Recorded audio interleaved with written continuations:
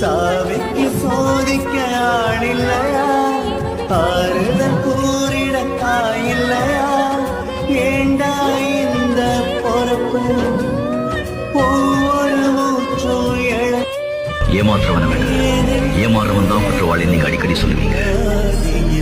நான் ஏமாத்திட்டேன்ப்பா. ஏழையின் நீதிக்கு கண்ணுண்டு பார்வையில்லை, பசுவினை பாம்பென்று சாட்சி சொல்ல முடியும், காம்பினில் விஷம் என்ன கரத்தவ முடியும், பசுவினை